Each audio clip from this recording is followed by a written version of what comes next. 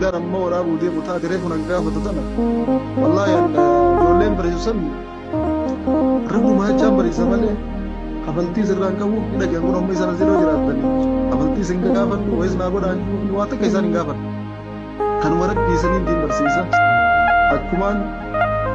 yeroo namni islaamaa barsiisu waa fudhatee barsiisutti haayonti guddoon namnummaan keenya haayonti guddoon namnummaan keenya hawaa baratu hawaa hubatudha malee anaaturraa waa harkata anaaturraa kan akkas taa'ee yaada akkasiin qabnu ergaa dabaluusanillee uummanummaan keenya hawaa nu hubatudha malee irraa waa harkannaa yaada akkasiin qabnu waan ta'eef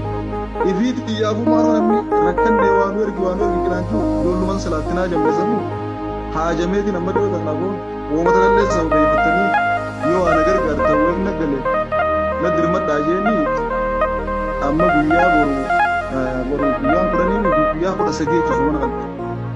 kan nashiidaan amma gallakkisuu deemu san sababeeffatanii eeyyibaaf guyyaa sanichirratti gargaarsa wayii naa godhu deemanii duraan wallaa na jabaatteetiin bakka sangeen baana fiti yaafu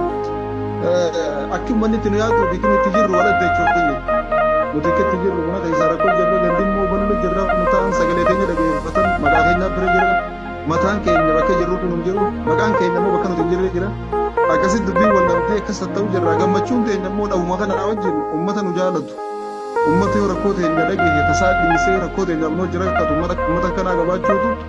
hedduu nu gammachiisa rakkoo kan dhuunfaa rakkanullee tan irratti obsinee dabarsu jirra ummata keenyaaf nus olmaanuu rabbi nu haa dhiistu rakkoo jirtu rabbi nu irraa haalsu akkasii gammee hedduu gammanna wallaahi